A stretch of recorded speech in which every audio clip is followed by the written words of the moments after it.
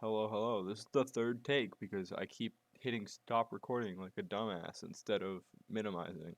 Uh, I wanted to talk about the classic, the Gigabanger. For those of you that know it, it's Nova KBG. We're gonna be going over these two games today and tomorrow. That's the plan. I want to do like a little bit more in depth because I don't think a lot of people appreciate just how good both of these teams have been. Um, Ionia Cup's a fucking write-off because this year it was a fucking joke. But first, second in the qualifier, third in WRL, losing to the eventual champions KBG. I don't know what the fuck this was. Not an important tournament. First Demacia Cup, first Ionia Cup. The China Masters seems to have been a little bit of a joke. Icons, first place. WRL Icons LCQ, first place. Third, fourth WRL. Like, just you can see like once they hit icons, it's just they figure it out, and suddenly we're talking just a streak of insane results. On the other hand, KBG, you can just see as well, like ninth WRL for one. They win Snapdragon Pro Series China Masters. Again, a bunch of smaller, lower tier events. Then they come out WRL2. Boom, Weibo 4-1. Get second in the qualifiers to the finals. Win the finals. Like, just these two teams are probably the best teams in the game right now. Whether people want to argue that or not is like fair, but it's just insane that it's these two teams have been going on for so long and they've been doing so good. As well, I'm gonna shout out the Twitter. I will be tweeting if I do co-stream WRL, so if you all are interested in that, follow me. Um, so we're gonna skip to the end of the draft so we can talk about it as usual. Probably also the two best players in WRL, like Long and Anran, are just insanely good. Yami's been one of the best supports in the league for a while. Once Stat got his major issues in regards to early jungle pressure figured out, he's been one of the best in the league as well. Like, just greatness on these teams. But it's time to bash on him a little bit. Fiora Kha'Zix Ziggs. I don't like Kha'Zix ban. He's not actually that good. He has a lot of easy counters as well. I don't think Kha'Zix makes a ton of sense unless you're actively aiming to pick Shen. But the moment you ban Kha'Zix here, I feel like they're gonna just say, "Oh, cool, we can rip Shen here." So I don't really like this a ton. Pretty standard bans here because Nova end up banning the Ziggs. KBG get this flex slot. I don't know if that's Nova or just like the moment they see the Akali's not banned, they're like, okay, cool, we get Jace, Ziggs, Akali, we can just pick one of the three, they have to ban the other one, which is probably what I'm thinking is the strategy here. They just don't want to have to deal with like maybe giving over a Ziggs, which can be kind of annoying to play into, especially in the current metagame. Um, Jace, I don't mind. I don't think he's like the greatest, but at the same time, I don't think he's bad at all. Like if you're not gonna draft and like you're like if you don't want to deal with the poke, he's probably a pretty good ban, especially because people aren't playing a ton of Kai'Sa right now. The other things that AP mid lane or AP junglers, Eve, Fiddlesticks, you could play Gwen. I don't think you're ever gonna see a Lilia, but like there's definitely a couple of AP junglers, and Jace pairs really well with that. So if you're trying to like make sure that there's no AP junglers, maybe Jace is the option there. Although I don't think he really actually limits that when you have things like Zeri on the board. Okay, cool. Going into picks. Akali B1. This seems fine. I don't like picking Akali B1 unless you have like a really good Akali player. And I don't mean like oh they're like, good in terms of like, you know, Nian would probably piss stomp anyone except for maybe starting in NA, but I mean I want like if you got an Akali, I want it on the Z, the Anran. Like I want it on these guys who are little fucking crackheads with like mechanics out the wazoo. Otherwise, I think that there's better first picks. Like the Gragas, like the Ornn. Interesting that neither of these teams pick Ornn here. That's pretty interesting. Um, I don't mind it, like I said, but Nian is just not the person that I think of when I think of a great Akali player. I think that there's probably other picks here. I probably would have B1 to Jax, but China has weird meta stuff that's going on here. Camille, Shen, pretty popular combo. I talked about this in the last VOD review in terms of like how these two pair together very well. It's sort of like the new Camille Galio. Also talked about in the last VOD review how I fucking hate Camille. This champion is dog shit. We're coming out more aggressively since the point. Go figure. My English speaking point didn't get across to the Chinese audiences. I'm also watching games further back in the past, so you know, setting myself up for great success here in terms of not mauling. But Camille is not good. She's gonna lose lane to Jax. Yais is one of the better top laners in the league. I think, like, although KG is definitely good. Like when I think of KBG, I'm thinking of mid, and I'm thinking of bot in terms of where I'm like looking to apply pressure. So yeah, that's not a huge fan of this, especially if you're like just gonna sack lane. Well, I get that these two are very good together, but I just don't like Camille at all. In response, Nova, Jax, Gragas. Makes sense. So you have to blind something here, right? Unless you want to counterpick jungle. But generally Nova will save jungle to as long as possible because Long's pool is insanely large in terms of jungle picks, and you want to try to just fit him wherever you can within your team comp on whatever he's comfortable against in the enemy team. And so they like to hold that jungle pick, which I think is fine, right? Like if you're saving counter pick for your best player, that makes sense. So you just kind of hold that there. On the other hand, they go Gragas. Yeah, I like both of these. I don't think there's any problem here. You're sort of pivoting towards an engage comp the moment you have an Akali. Like you can't really, if you do these two, 1-2, you have like the anti-engage engage like flex, but with the Akali, you're sort of committed to an engage comp here, so it's fine. Kassadin. So we're seeing double dive here. Right. This is also a really risky blind to me. I think that there's a lot of punishes for Kassadin. Obviously, I think they'd like it into the Akali matchup, but Akali is flexible top. I don't know if you like that matchup into Camille because I I don't I don't know how that matchup plays out. Like in theory, I think it should be fine, but uh, I don't know if they're gonna actually like it with the Camille passive and getting that MR. Also, Mauve Malmortius is really good right now, so not sure if they want to deal with that. We see Aatrox, we see Lee Sin, we see Galio, we see Alistar. Okay. So just targeting out support pool. Nautilus has fucking disappeared off the face of the planet for some reason still. I don't really like the Lee Sin ban. I think this is more just a target ban in terms of we don't want Long to play these champions into us, rather than like we think these are the best champions for the scenario. So I think these bans are fine in terms of like if I had to like do this draft over again, I might not ban Aatrox here, but at the same time I can understand like why you'd be scared of Aatrox and not wanting to have him on the enemy team. They're gonna R4 Zeri, makes a lot of sense. Take probably the best ADC off the board. Um, yeah, I don't mind it. Again, just Zeri fits well with whatever this team is doing, right? Varus. I don't like Varus. I'd rather see a Kaisa.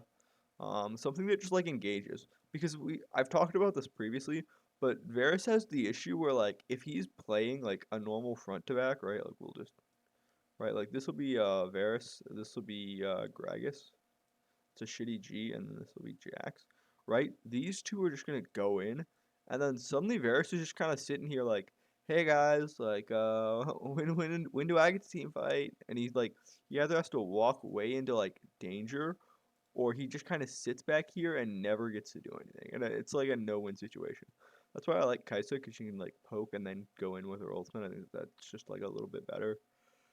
It's also just good follow up in terms of like if your color doesn't finish off somebody with the perfect execution, you can do like a little bit more with Kaisa than you can with Varus.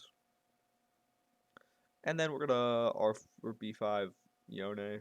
Okay, this is one of those like I don't really like hate it. I don't really love it, but it's long. He's probably gonna do some stupid fucking bullshit on this champion.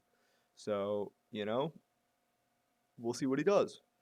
Friendly reminder, KBG does 2-0 this, so there's a lot to talk about in terms of like just how good this team is, I think, and that's why I wanted to review these. KBG picked Braum here. So this seems more like a lane-specific matchup, like into Gragas. I don't see why you wouldn't just pick like Ornn or something here. You got Not as well. I don't really like Not into Gragas. I think that that's kind of like a no-go. But I think that Ornn is very playable into Gragas from what we've seen so far. It, although the evidence that I have for this is the APAC conference, which I've also sort of written off because they're a little bit troll, but I think the APAC team fighting is genuinely not that bad. I just hate the APAC early game and like overall macro, so that's where I'd be critiquing them.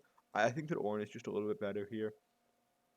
Because, like, I don't like Braum with engage comps. Because this is the classic fucking, like, WNS 2022 draft where we're just going to pick, like, full on engage and then just, like, Braum. And it's like, what the fuck is Braum doing here? Like, he is a protect anti engage champion that you have with a full engage team composition. Like, he is basically just supposed to salvage you if you do your job poorly. He's like shitty Gragas, okay? That's where I'd put Braum. He's just shitty Gragas. He does everything that Gragas does, except slightly worse. Obviously excluding his E. His E is what really like makes him special, and I'm talking about his little fucking shield. That's like what makes Braum the shield. But other than that, he has a worse poke tool in his Q. He has a worse dash in his like shielding dash that doesn't do any knockups. His ultimate is just a worst explosive cask. He's just a worse Gragas, and I just don't like that. Like I feel like Ornn is just like has more upside. Let's get into the game.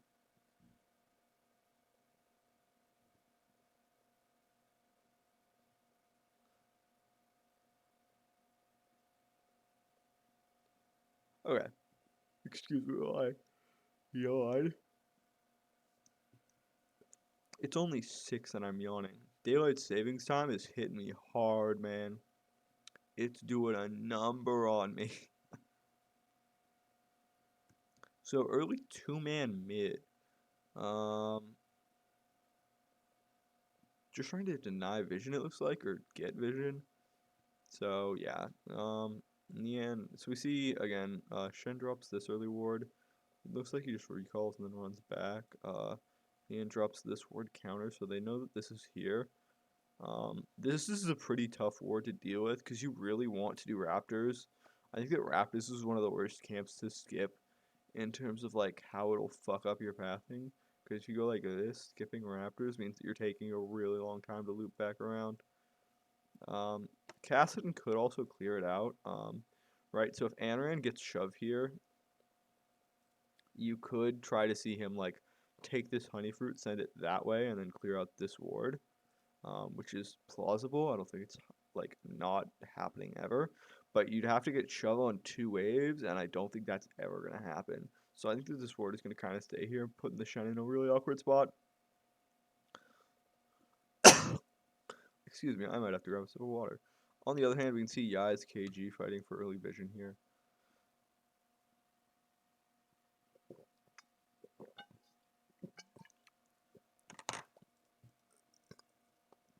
Guys is just trying to deny KG access to this area so that he can't drop the classic, like, right there ward. That's the really popular one that a lot of teams have been dropping. That's what he's denying there. It's also, like, a really fucking bad trade, so this is pretty good for Camille to start. He's down, like, a good 50 HP. Oh, it's probably less than that. It's probably more like 20. I forget that the bars are spaced out weird. For those of you that don't know, as far as I'm aware, every bar should be about 100 health, so he's probably down about 20, 30 HP. So let's see how he plays out this early inning. After we get the fucking runes! Runes alert! Okay. Nothing interesting there. Nothing interesting there. Nothing interesting on any of these so far. Again, water walking on both these boys. This is why Wake Up's the best support in the league, because he takes Demolish. He knows he's going to win lane. He's going to show you why. Interesting. Cassidon going green. Um, I'll talk about that in a second. Camille Scorch as well. Okay, so couple of things that immediately stick out to me on KBG side. Scorch Camille is a bit interesting. I don't think I've seen that before in terms of like popularity. Usually this will be like a giant slayer. So it might just be one of those like trying to survive the early laning phase kind of things. That's probably what I expect there. Alacrity is a bit interesting on Shen. I've seen a lot of Shens going Tenacity instead. No Shens go Bloodline. There's really no reason to go that. Also Triumph as well, not Brutal. So going, it looked like for maybe like a more reset heavy build. But he's probably just gonna end up building Standard because you can definitely go Brutal here and it'll be fine. We'll see. On the other hand, Green Rune's Cassidon is a bit interesting to me. Obviously not going Overgrowth. I don't think Overgrowth is good on him. It doesn't like he doesn't need more health. I believe Anran goes the Seraphs and skips Roa. So a lot of Cassidons, right? They'll go Roa, Seraphs, and then Rabadons. I believe he skips Roa and is gonna go Crown instead. Don't quote me on this. This is me This is me spitballing on what I think he's probably going to do because I don't remember the exact build. I know that he skips row at the very least. I know that's true. I don't know if he's going to go crown or not. Or, like at the very least, he's going to build these two. It wouldn't surprise me if he goes crown second, in which case this makes a lot more sense. The reason that you do this is like oftentimes you'll see blue runes. I think. I know that. Who the fuck was it? I'm pretty sure I saw like blue runes like think it was like honey fruit and then like mana flow and then like demolish or some shit. I don't remember what the last one was. I know it was honey fruit mana flow and like that was the idea with the blue rune tree. This at the same time is like similar where like you're just trying to survive lane and like as you scale you're just hoping to be better than a collie.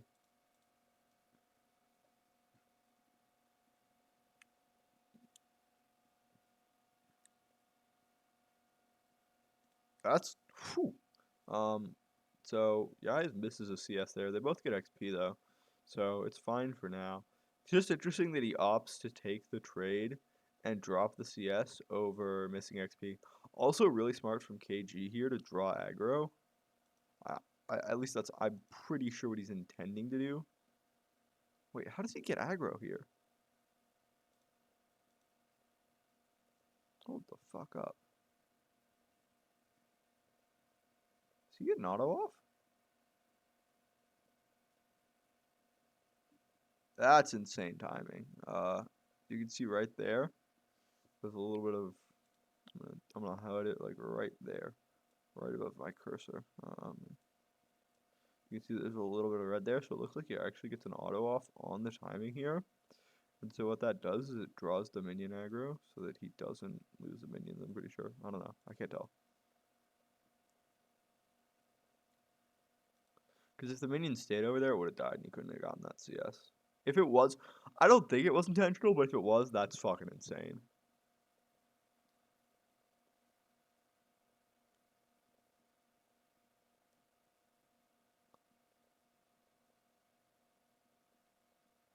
Just making sure he's keeping his stacks here. So he doesn't really mind taking that W. It's not a lot of damage, and those stacks are way more valuable early game because it means that the Camille can't commit to a trade. Like it means that if she tries to walk up and like try to kill these to stop Jax from getting the stacking wave in, that if she steps up and like tries to trade, these stacks are way more valuable than like 20 HP because it means that he will always be able to come out in trades because he can auto faster.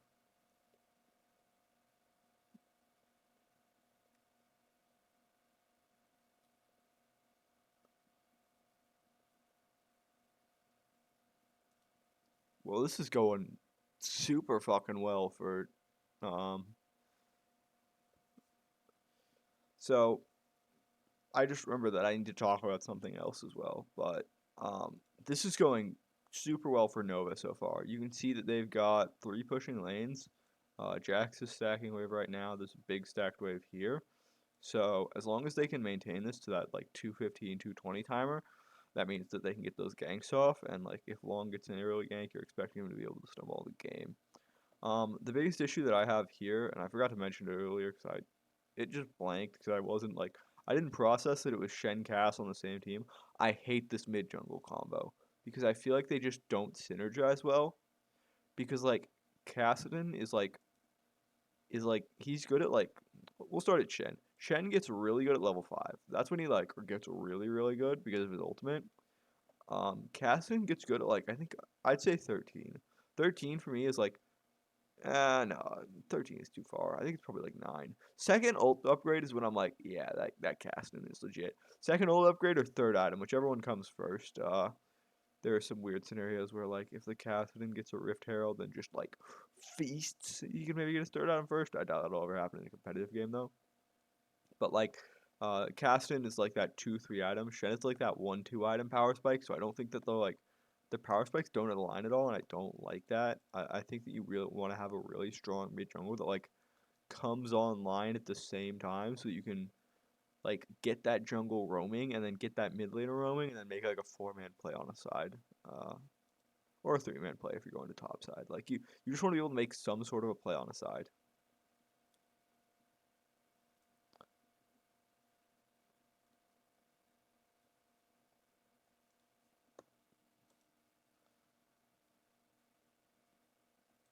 So remake misses the CS there. I wish we had CS counters. I'm gonna be honest.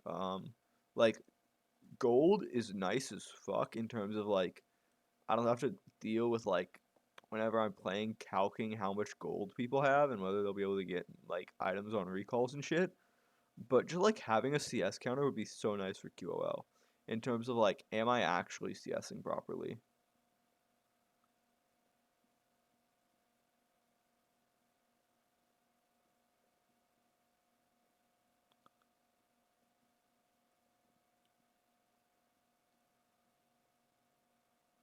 Yeah, this is getting out a lot worse than I think he should be in terms of trades.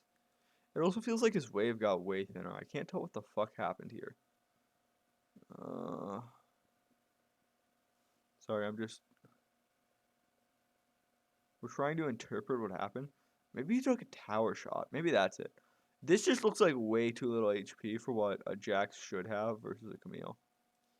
Like either he just didn't stack his wave properly or like something. Something had to happen. Yeah. I was like, that didn't look right in terms of HP. I think he took 2 if I'm guessing correctly based on how much damage I did.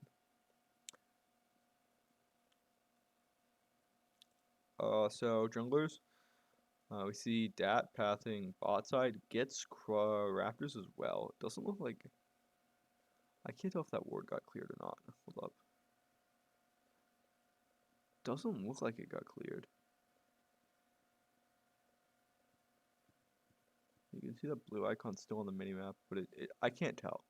That blue icon looked like a different, like it looked like it was out here when I'm pretty sure the ward was like in there. I don't know if it's a minimap bug thing, but it looks like they should know he's here. So, south to north, north to south. Blue starts have been really popular for junglers in WRL. I'm not a huge fan of them personally in terms of like my ranked games, but I understand why blue starts are like very good. We've also seen some red starts as well. I'm more interested to know why Dat didn't probably just pathing the weak side. So I assume the logic here from Dat is that he's going to just path to the weak side and then just make sure that there's no play if the Yone is pathing like that. Just trying to stop any like shenanigans. And then on the other side, I assume that Yone is just pathing down here for that juicy gank bot. You know, that's sort of what I'm expecting.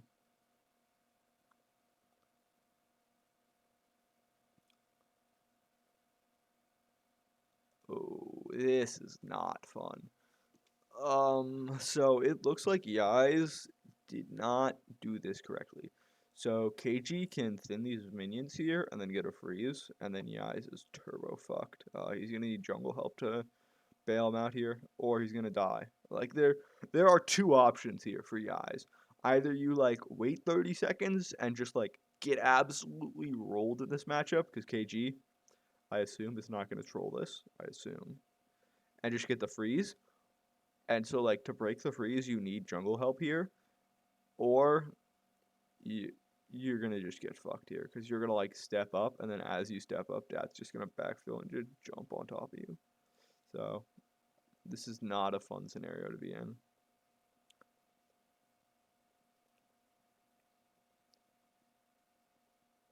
What? Why is he? Oh, I think he. Did they know that he recalled? They don't know that he recalled. So I don't know why he doesn't just freeze here. Like if to me this is a mistake from KG. Um, Even if the wave is coming into you and you're like, oh, Jack's just recalled, you can just recall here, because you have hookshot, you'll get out to lane faster. You can just recall, run out to lane, unless you're like really concerned about having a worse recall for some reason. But even then, you know how much gold he has. He doesn't have enough for boots. Boots are 1400. So he can't take a better recall than you. So you just keep the wave frozen here, I think. Like as long as you keep this wave frozen, you're just winning the game. Because like the weakest point of Camille's game is like level 1 to 5, I'd say, and then after that she's fine. Especially when she gets Thunder online, although she still gets her head kind of bashed in by Jax.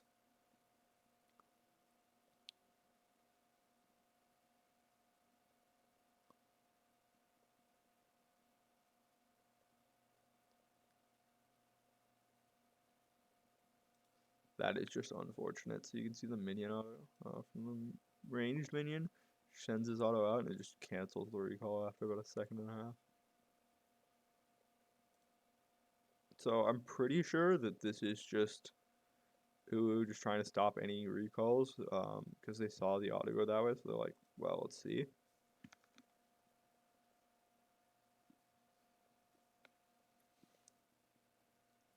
Pretty even in terms of jungle camps. I'd imagine both Gromps are respawning right now, given that Shen's a Gromp right now.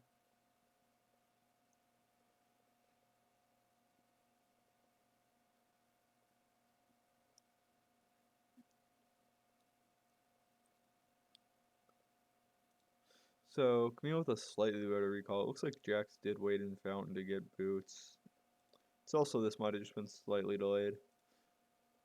Um, so she's got Ring, which is half of the Sheen. And then Jax has another stacking wave. This is also the reason that I don't like pushing out here, because he's gonna get the bounce here. It's gonna slow push out, and so as long as Jaiz gets the crash here, he's ahead again. I feel like KG has mismanaged how much he should be winning this lane.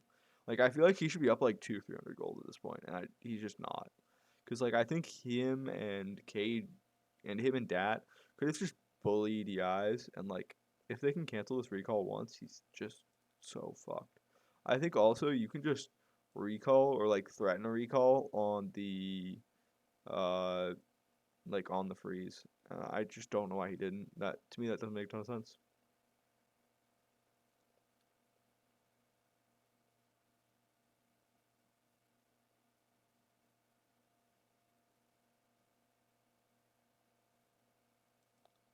So it looks like Dad is looking for a play here. So I'd expect to see Xiaoma try to go aggro, or maybe Uu will.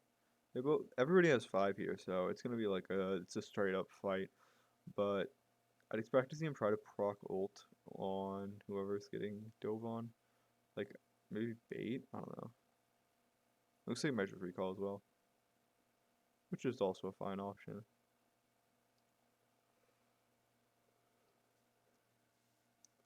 Yeah, so he got all his respawns in terms of grabbing everything on this side of the map, just gonna recall into Raptors.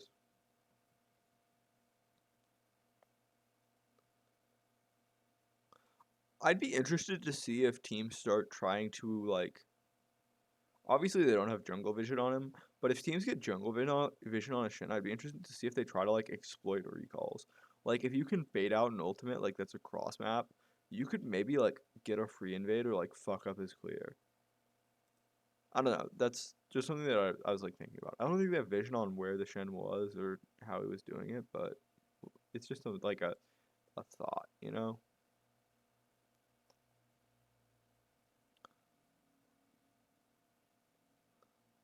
Long coming in for another gank on Uwu. Force out double ults here. Remake just whiffs his, but I mean, not a bad trade in terms of like you get both ults out. You can now do a repeat gank if you're long as well. So like just try to hard shove here. And like they know that this ward is here, so he might just like path up and around. Like if he grabs red, he could path up and around and then back into there and try to go for a repeat gank. They didn't burn any sums, which is obviously really annoying, but like double ult maybe means that you have a play. But again, this is another one of those like I I want to explain how good these teams are. It's like you can see how hard it is to get any sort of crash play here going. Like they've gotten like one plate at this point, but there's really been no opportunity. And this is also why I'm gonna take my time to say my fucking piece about why I hate KTRY. They just dog. I mean, they can't escape, man. They just can't escape. Same with the general APAC conference, but they all need to farm more. This is a technique in your ranked games that I wouldn't recommend until you have like a little bit more jungle knowledge. But if you're like, I don't know what the fuck to do in jungle, and like nothing I do is working, just head empty farm camps, okay? Because like it's so effective at just making sure that at the very least you're going to be able to do what you need to be able to find a winning team fight, right? You may not get all of the kills, but you'll be able to maintain a gold lead and you'll be able to maintain a sizable advantage, and that will help you convert that lead into items, which will convert that lead into a team fight win, which converts that lead into towers, into snowball, snowball, snowball, snowball, right? That's why like I praise 0711 a fuck ton. I love that guy. Great jungler, if I'm gonna be honest. Massive fucking choker in top moments. I've talked about Long as well. Like I love how Long plays the game. Um, I, I spoke about it slightly earlier, but Dad had a lot of issues within his game early in his like career, like WRL1 time frame, and WRLA or if WRL2 as well. The one post icons that WRL, just like where he wasn't actually that good. Like he got subbed out for QF16 for like 2 or 3 series and like just didn't play very well. And it's part of the reason that I just never believed in KBG for the longest time because I was like their jungler's just not that guy. But I think that he's really stepped up his game, so I gotta give him the props where it's due. But again, he started becoming the head empty farmer as well in this game. And I want to point that out that like if you don't have the opportunity to make a play, like nothing's being forced by either of these guys. They are just waiting for the right opportunity where somebody can stack a wave, get a big crash, and then, make a play.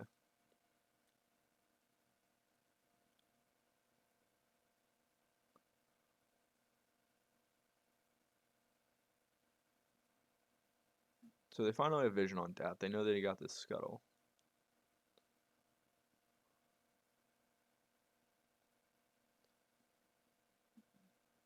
And so, now that they know they have vision on dad, that means Long can come in for a regank, right?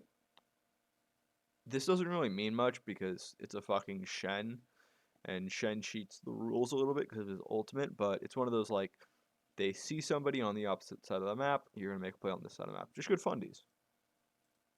Um, pretty sure he avoids the ward there.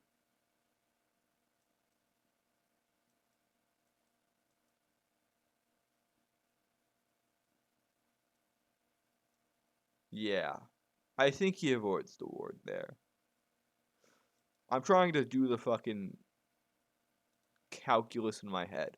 I don't know, because it looks like okay, he's definitely seen there. These guys smell some shit. They're like something's funny here, you know. Like again, this is just like they recognize that a play is happening. They're gonna back off. Zeri's probably gonna fire her W like right here. Get a big laser, just thin out the minion wave. And then you can also see here Anran moving to cover them as well. Because Nian had to take a recall. This is a bit unfortunate for him. You never like being this guy because you really do want to get a recall off. It means that Nian's also going to be able to get shoved here. Um, so what could happen here is there's a couple of options. You could see them just go for a gank here on these two. I doubt that's likely to happen now that Long's seen Anran. But they could also just try to keep Anran here, right? Just hover enough so that Anran feels like he's forced to be here. Give Nian mid prio. Topside camps are probably gonna be respawning pretty soon for Long. So he can go like topside camps into Scuttle, into like Rift Herald, and then into topside gank. Um, we'll see if they do that or if they decide to prio the Drake and like you transform this play into like we force Anran to take a recall at about like 455 or something, and then when he does that, we just get Drake for free.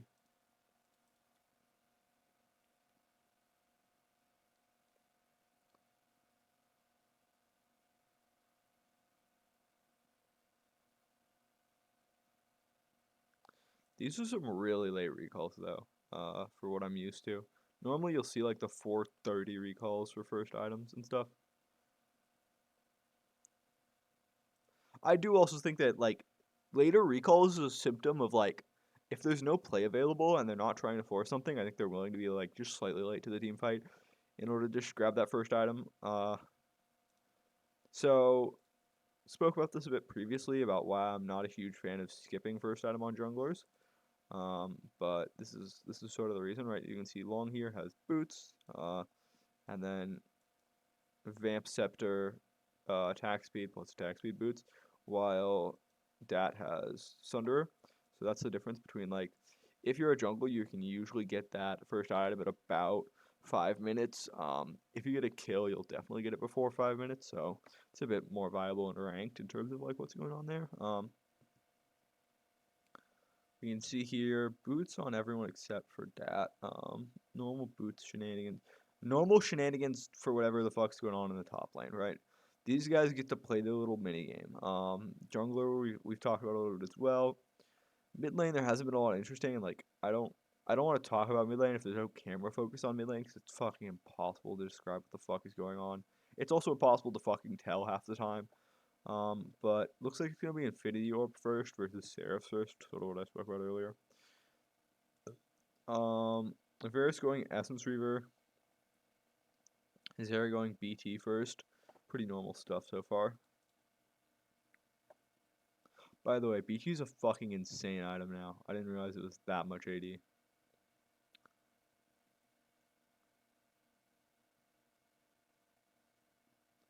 So, this is another thing to consider when you're choosing starting pathing. Generally, you're gonna want to path. I think the rule is path towards. It depends on how fast you're doing your clears and like a bunch of random ass shit. But generally, I try to path towards the objective I like want. I think is the rule. Fuck, I don't remember. But you can test it out for yourself if you do a couple practice clears.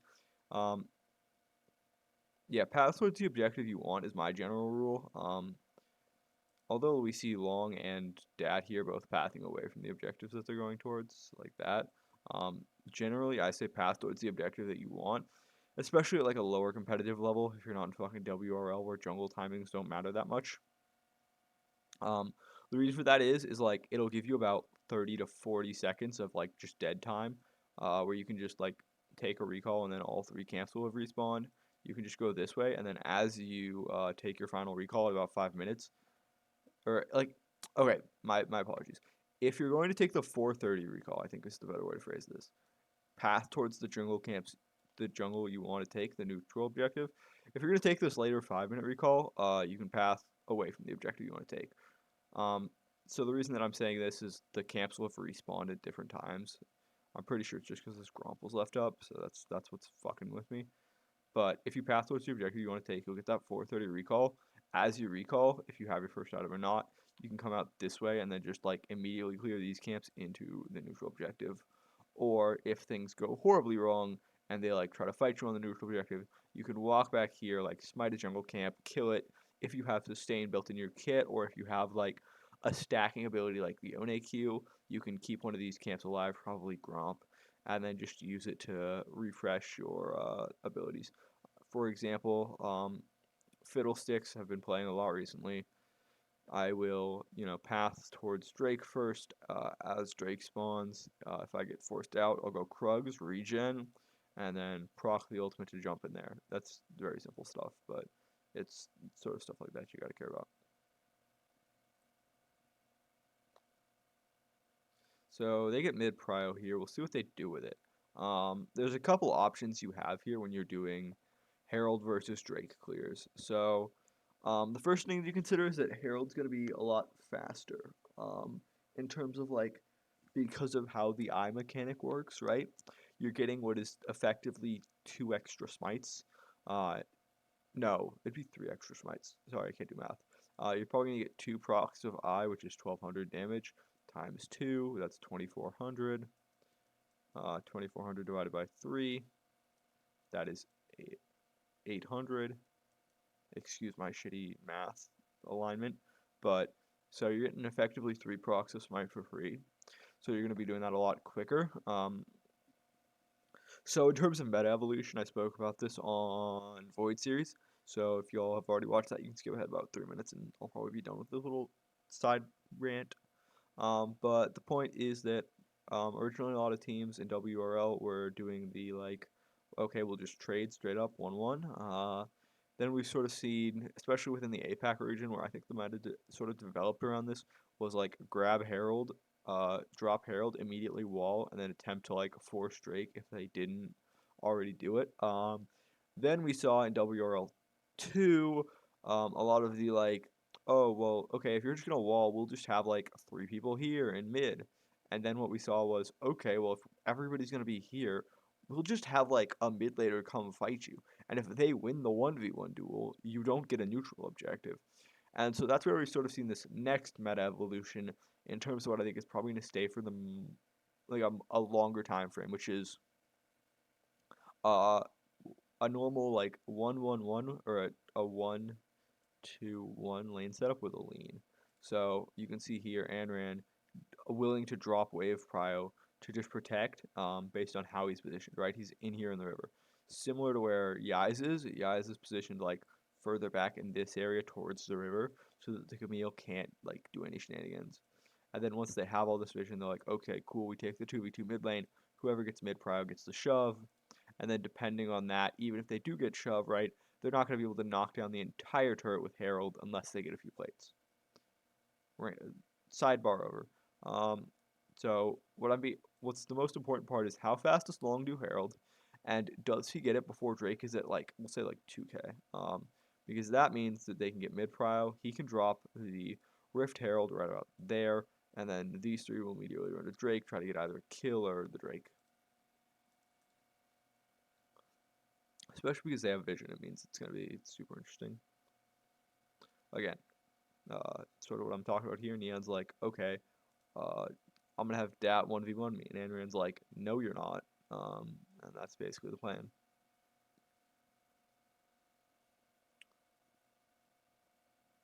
Interesting that he gets Drake first. Guess Long was just way too late to Herald.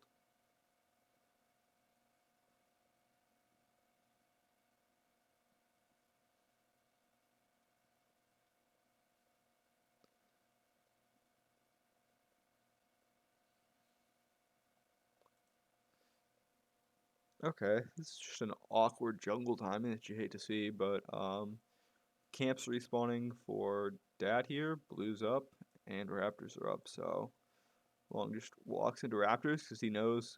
So, again, this is information that's given out by the global announcement, right? He knows Dat just killed Mountain Drake. And the time that it takes to walk from Mountain Drake in the fastest way is just like straight through there. That takes about 10 to 15 seconds. But he knows that these guys haven't seen him, so Dat is either over here taking a recall, or he's like walking a long way around, which means that he can just walk in here and steal the Raptors. Top lane minigame seems to be going pretty well. Looks like Yais has a stacking wave. So, because Yais has 1, 2, 3, it looks like Long's just going to come up and drop Herald this way.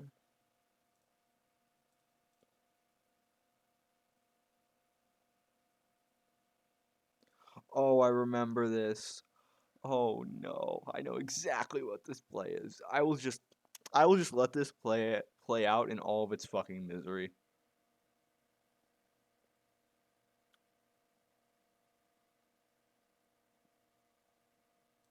So let's go ahead 5 seconds. You can see right they trade here. He gets Hextech Ultimatum, no longer able to get a bunch of the healing with the Grievous Wounds off the Ignite. Hextech Ultimatum into the Shen Ultimate, and then boom, also runs out of mana, and then Long just fucking field goals.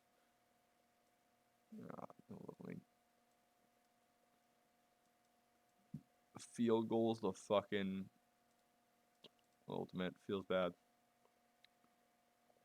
And then yeah, I sort of accidentally leads them into him, so he's able to get out because Gragas is able to move, but never a great feeling.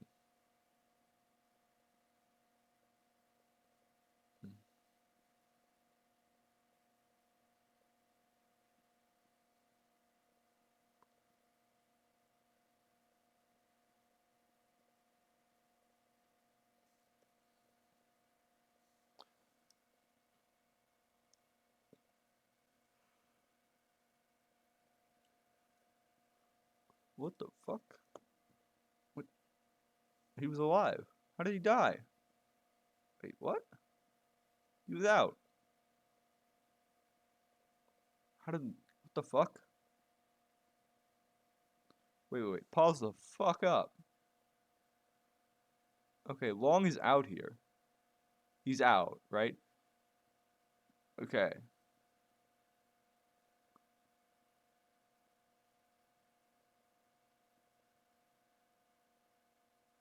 So does Ooh just walk into blue side? How the fuck does he die? God, I hate WRL observers. Oh my god, why are you going into replay? So I have genuinely no fucking clue what happened along. I'm guessing?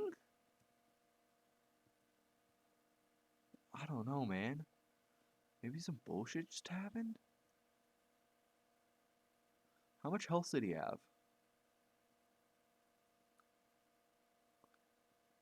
He didn't have enough that he was gonna die. What happened here? You know what? Okay. I'm just gonna guess Ooh fucking walked into blue and soloed his ass or some shit. I don't know.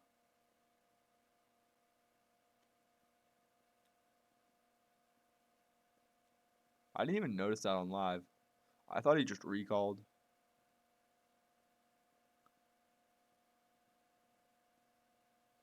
I mean, this is a nice hail drop. Get the first turret. Obviously, you'd prefer it to be the mid turret, but this is one of those you take what you can get moments.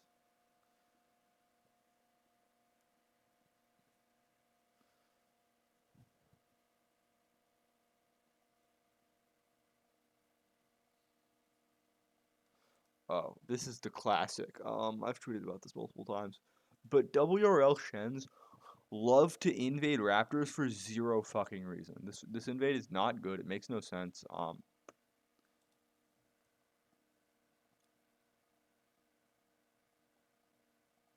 mean, so first of all, I don't know why you hit the vision. Like, why are you not going it this way to know if he's here? Like, that makes no sense to me. Um, Second of all, the moment you see this, you got to get the fuck out of there, bro. Like, he just takes like 2.5 seconds too long, and he just plays for it and dies.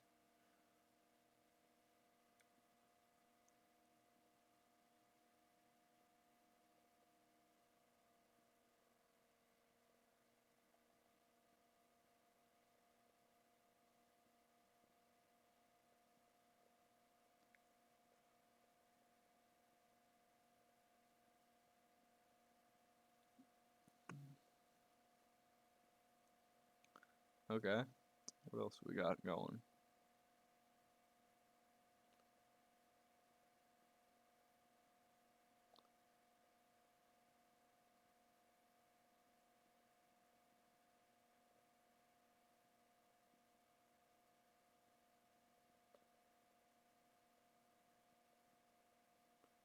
Just grab me mid prio.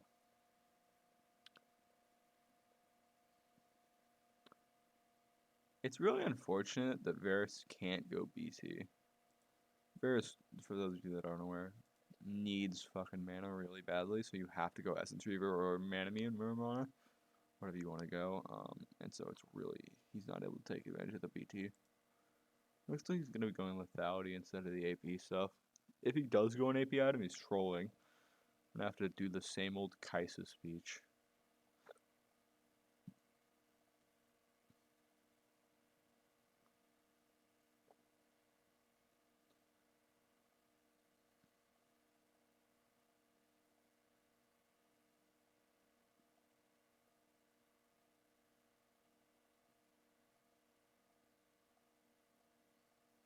That's a fat finger flash right there, which is unfortunate.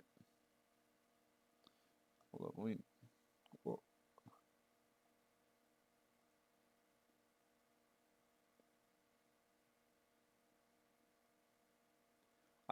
Hold on. I'm trying to tell if he actually even reacts.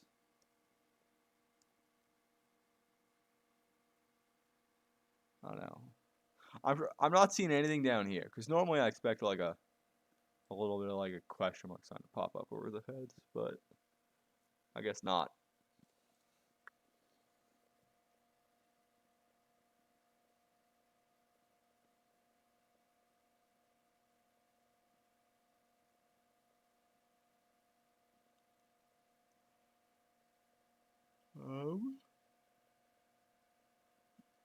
So they're gonna get bot shove. Kali will probably recall the match, whatever Catherine is doing right now.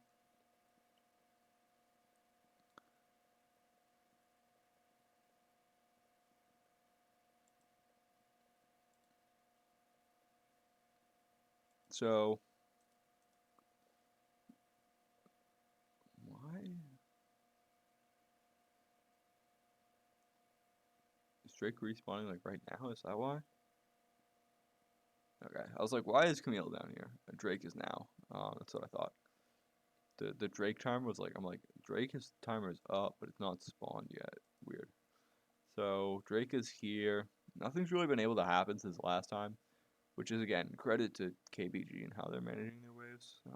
They got the recalls off on everybody that needed to and didn't have to give up anything in terms of a gank. I'd also like to see Long try to create more plays. It feels like he's so the issue with the head empty farm only strategy that I mentioned earlier is like you sometimes lose out on like creating plays and snowballing. Like although I think it's hyper consistent, like if you're playing against another head empty jungler, sometimes it's viable to sin gank and like just surprise them. Just like it's the mix up, you know? Sometimes you just gotta mix them up once and just like get them in their own head. And I feel like that's again, like I said, I feel like Dat is a weaker, like bar for bar, pound for pound. I think Dat is a weaker jungler than Long. That said, I think that KBG's laners have like past level like 1 and 2 where they were wildly unfavored in their matchups, done very well for themselves. And I think KG got away with murder this game with this Jax Camille matchup that should be wildly unfavored for him, and yet he's coming out pretty even, if not ahead. So, like, I think that there's a lot to be said in terms of like he doesn't have the opportunity to make plays here in terms of Long, but I also just wish that he'd try to maybe sin like once a game, just enough to throw Dat off because it feels like whenever I watch these two teams, like KBG walks Nova like a fucking dog. They've got these boys red, and it's like I just want to see something that throws these guys off because I'm pretty sure Nova was also the first team. I think it was Long on fucking Kane. Yeah, he was playing Red Kane in WRL2. Crackhead moves. But he was playing Red Kane invading level 1 WRL2 Wolves. That's what the play. You can go back and watch some of those VODs. It was a wild time. But that sort of stuff just like threw Dat off so hard that he like literally got benched for a couple days. If y'all remember what I was talking about earlier. Like you can get in this boy's head, and that's what I want to see teams do. Because you gotta the KBG edge is insane right now. It feels like nobody's anti-stratting for them. I'm gonna go back and rewatch KTRY KBG just to see if sinning even works. But like, the problem is with KTRY is that Doe's never been to church. He's just gonna remain a sinner for his entire life. Like 0711 is somebody that's been to church and he knows. He knows when it's appropriate to sin. He gives those little white lies every now and then, and that's why he's the. He's just such. If only he wasn't a choker, and then J Team wouldn't blow up their fucking roster, and then we'd be. Oh man, I gotta stop. I gotta stop.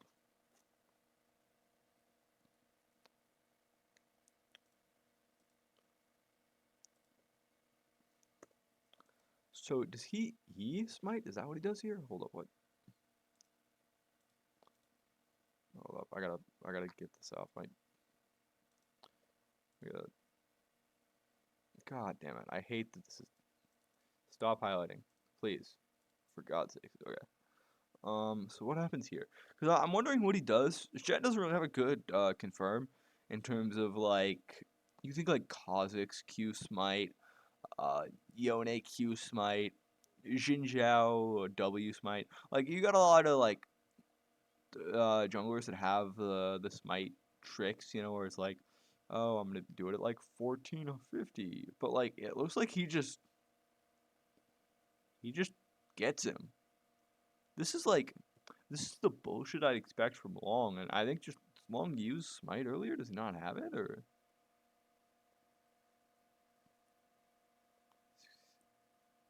Oh, he smites right there. One, two, three, four, five, six, seven, eight. He doesn't have smite up. You've got to be kidding me. Oh, so long smite's right here. It's at 1040. I'm writing this on the screen for reference.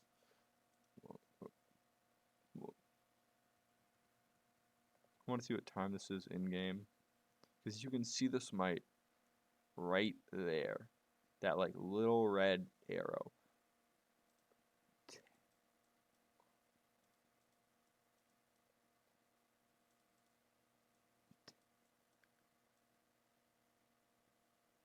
Oh my god.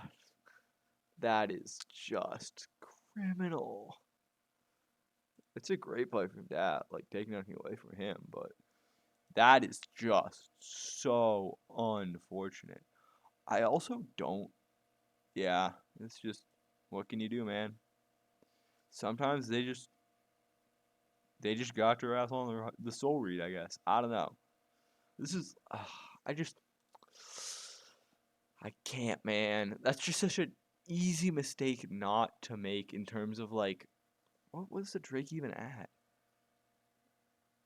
It was getting reset. He doesn't need to do this. They can just reset it. Oh, that's awful to see because okay, well, first of all, it's like it's just such a minute detail. It's like you've got to not the highest level of execution.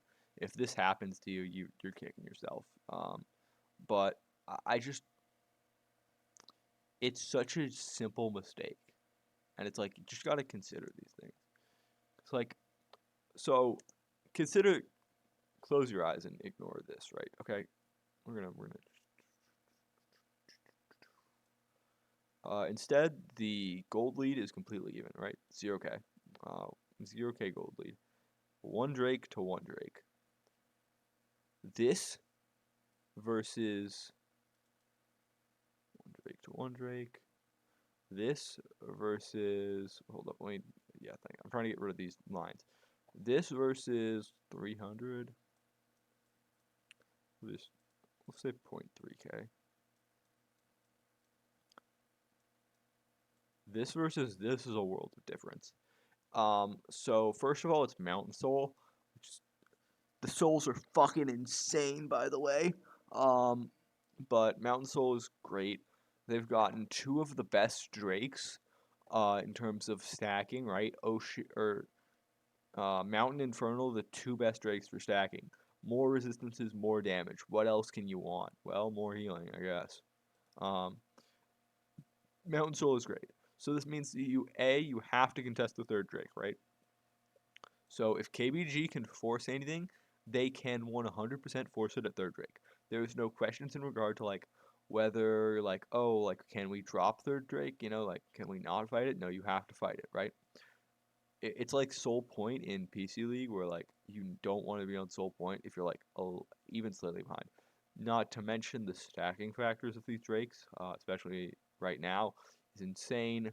This doesn't look like a hole, but the amount of pressure that this puts on players is just insane. It's like you have to be consciously aware of everything that you're doing, and that's like the mental energy that you're gonna exhaust is insane. And then he just That's a tilt. That's a tilt ult right there. This is I I'm not gonna say I'm a fucking psychologist or anything, but this shit looks like tilt. Okay? Because you so first of all, okay, let's start with point A. Wave. He's not even ulting the wave.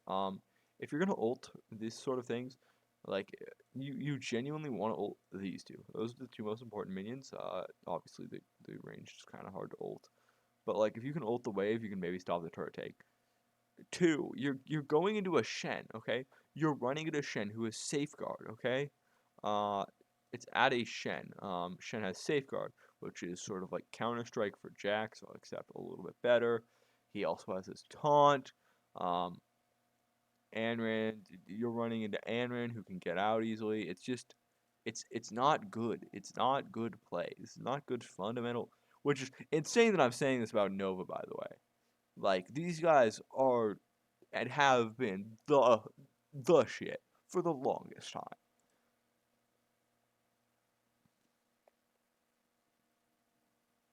And I don't mean the shit as in like the shit ass. I mean like they have been hot shit.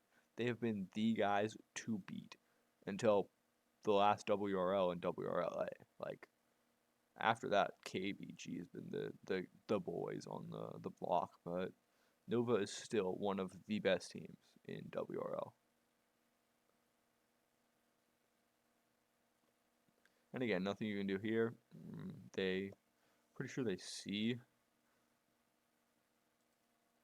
Yeah, they know that the Braum is there. They know that two members are there, so they've got to make sure that they don't drop midwave as well.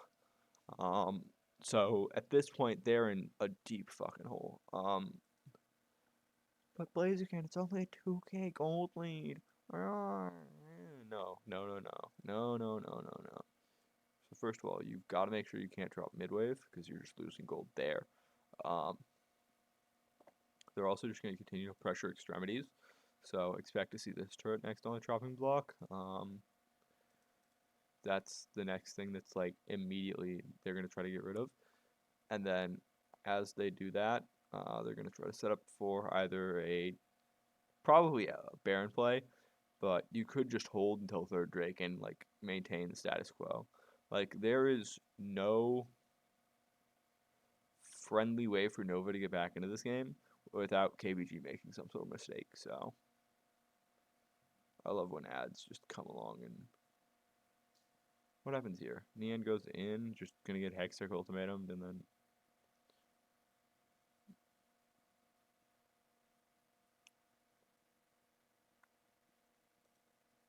so the mid play just happened. And then he's gonna Shen's just gonna ult on top of him.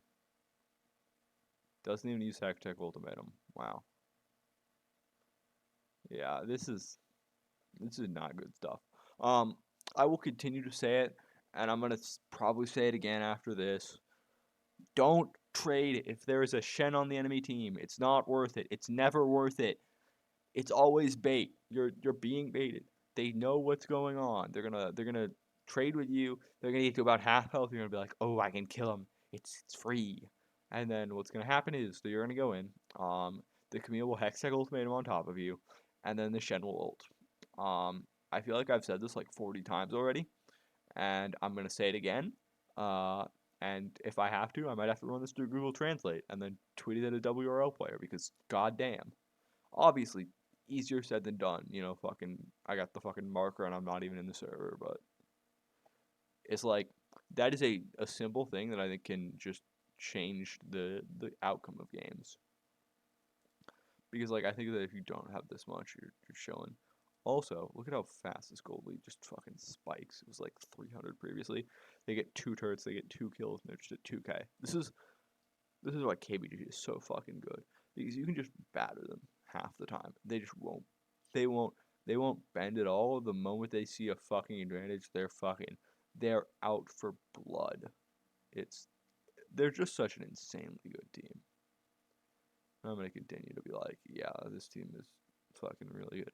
I don't think I appreciated this team during WRL1 because after watching Dat's jungle performance, I was like, these guys are fucking frauds. Um, I've gained a greater appreciation for them since, and so yeah.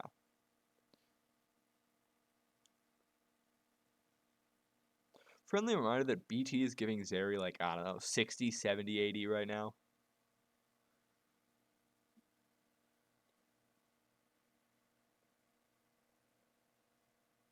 You can just like again, that's not tilt, but that's just a desperational where they're just trying to make something happen at this point because they can. It feels like they feel the walls closing in around them and they're just super nervous. I don't know. Like I don't think that there's a need to make the plays that Long is making at this point. He does not look great in this game. He looks really fucking shaky. Um, that said, like I said, immediately expect this top turret to get pressured. Once they knock this bottom turret, the easiest one to knock down is this bad boy right there. They get this top turret, probably gonna make a move towards Baron. They need to clear out vision if they do, but it wouldn't surprise me to see them either trying to do some sort of bait play, trap setup, etc.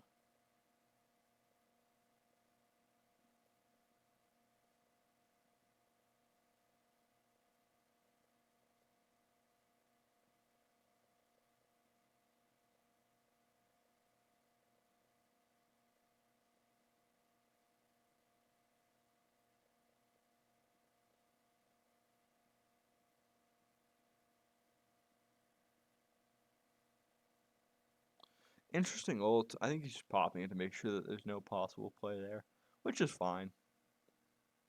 I'm not a huge fan of like, oh, pop your ult like super preemptively, but at the same time, it's whatever. Like, you are just maintaining whatever advantage you have at this point, so it's fair.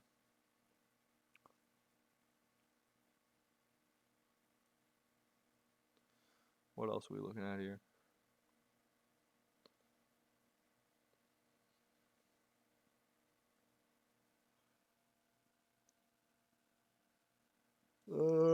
Not a huge fan of Riftmaker second here.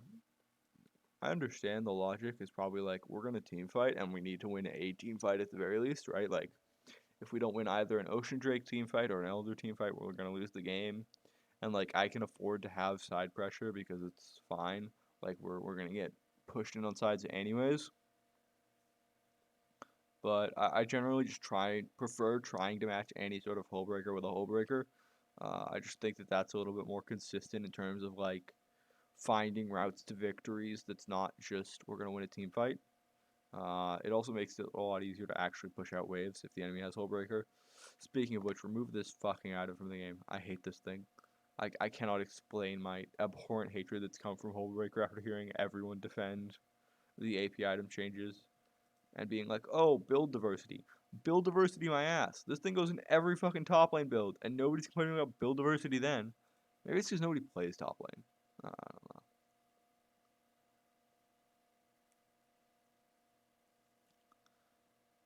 No, we're trying to establish some control around Baron. I guess that's fine. You just don't want to, like, the worst thing for Nova here would be trading Drake for Baron. Obviously, like, giving up 3 Drakes is bad, but like if KBG make any sort of play here in terms of a trade, it's also really bad because you have like no push. Camille's gonna sit on side with Hullbreaker over here, probably, and then they'll just do like a two lean or something is what I'd expect, right? Where you just have like Cash Shen or like Braum, Shen or something, and then or no Braum, Zeri or Cass, Zeri. Basically, the two non-squishies paired with either of the two squishies, in some sort of fashion that I can actually speak. And while Camille just plays on the sideline, it's just impossible to play out.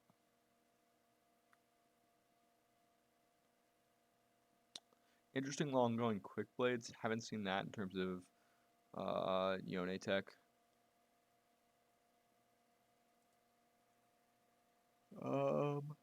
Okay. Sorry, yawn.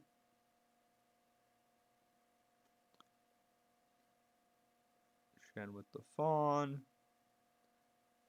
Zeri going pen third. Makes sense. What else do we got here? Yeah, everything else is pretty standard.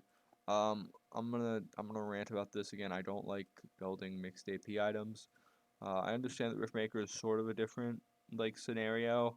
I'm still not a huge fan of it. I think that it's like excusable on Jax because Jax has a huge AP ratio, especially on his W because that's all you're gonna proc in terms of like, oh, what's doing a lot of damage? Jax's W. It's also really good into like Camille's and top laners when they build plated steel caps and don't index into MR. So I think that that's like generally very good. But I think there's this weird fixedness with like building some AP.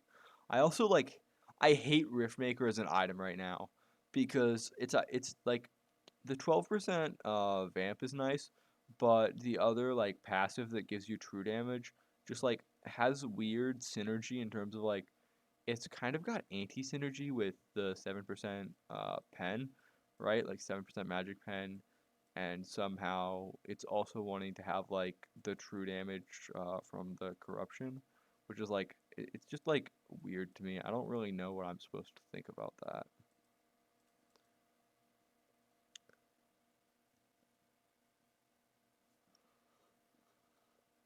So again, you can see how much emphasis and pressure you have to put on Drake now, right? We saw previously Nova just showing up like, you know, oh, it's like, 15, 20 seconds after the objective spawned. We can just kind of roll up.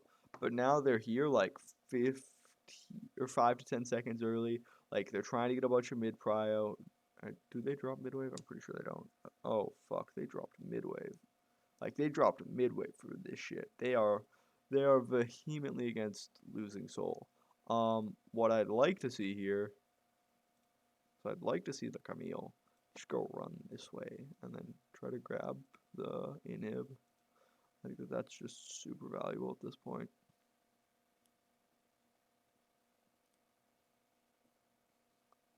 Oh, yo, these boys are cooked. Holy shit. I didn't realize Nova was this bad. They drop mid-prio and they just lose their inhib for free. So I think that's their inhib. It might be their tier 2. Actually, that's probably their tier 2. Okay, that's their tier 2. That's fine. I thought that was their inhib based on like the positioning, but because normally I think the tier 2 is like a little bit more out here. But it's like kind of on that. Dropping mid wave is still not great. The nice thing is that at this point the wave should be bouncing, so the wave will be bouncing into the enemy turret, which is really nice. It means you don't have to worry about mid prio unless Xiaoma goes back and grabs the mid prio again. Guys, it's just getting caught out here. Long is not it on the Yone. Has he hit a single ult? Yes. The one he hit was in that one in mid lane. Oh boy. Yeah, this is gonna be real fun. But this is just excuse me again. This game is putting me to fucking sleep, man. So, what happens here? A little bit of team fight breakdown, back to the good old fucking days where I'd ran about this shit for 30 minutes. Yeah, he's just gets kind of caught out. You can see him pop the barrier as well. But then again, it's just like anti-synergy here, right? You see the explosive cask, and like even if the Camille was gonna get hit, because there's like a possibility she gets clipped here with the explosive cask, there's just no way. It's like, what's up with this team right now, man? Then Jama just goes in and they just have a nice team fight. Yeah, this is just a good team fight execution from KBG, right? They miss, and then just drops the ult, grab these guys up, and then they just collapse, right? You can see Dad here in the middle gets a nice taunt. Xiaoma jumps over with his E, pops the ultimate, and then just starts spamming auto Q auto, and then boom bang boom, you've got a team fight win. And then the game is over.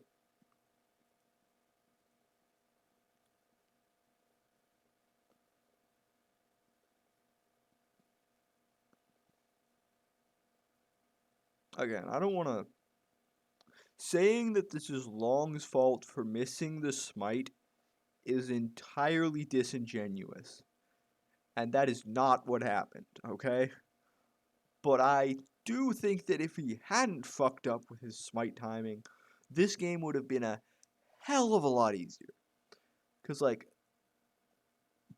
the moment the enemy has two Drakes, game's on hard mode. Just snap like that. Like, suddenly the game is immediately on turbo hard mode.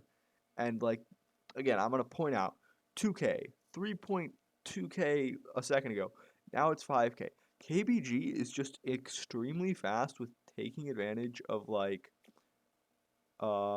team fight victories. There's like if you all are trying to study like how do I convert like a positional advantage into a win, KBG.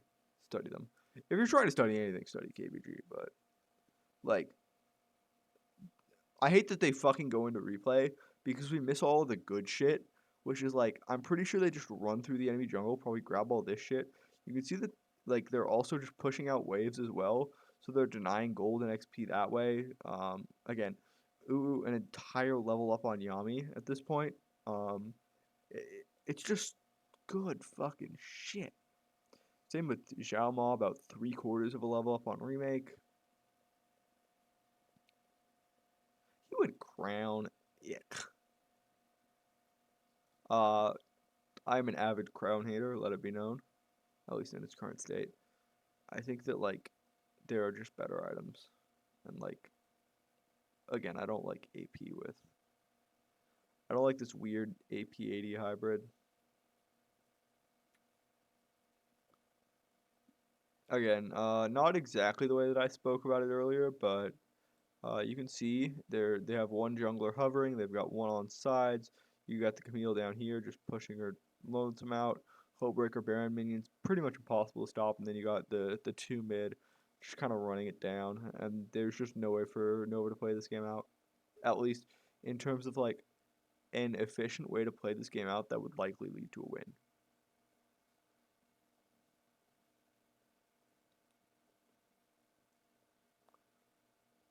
Because you can see they're struggling already to keep out the minions on the mid wave here. And then they're going to struggle even further once, Zeri is able to move towards the top lane. And then in the meantime, Camille's just over here living her best life.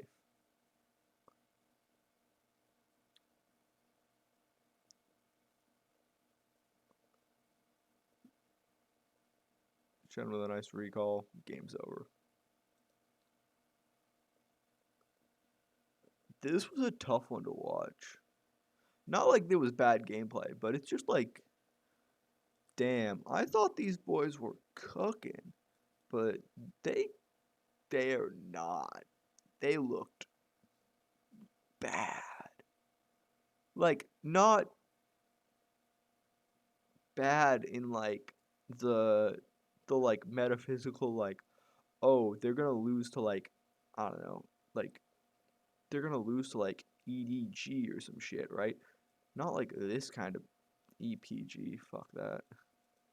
Not like they're gonna lose to like not like they're gonna lose to like EDG or anything, but like they just didn't look like what I remember. It just didn't hit the same. I don't. I'll be interested to see game two. I believe they play us this week as well. Should be an easy game for them. I'll hopefully have this raw review as well. Game two should be tomorrow as well. For those of you that are watching this, check out the co-stream as well. I will probably be live around God knows how early in the morning, but I will be co-streaming as well. Please check that out. Twitch.tv/mblaziken2. If I do go live, I will be tweeting it out here at my Twitter. Make sure to follow that.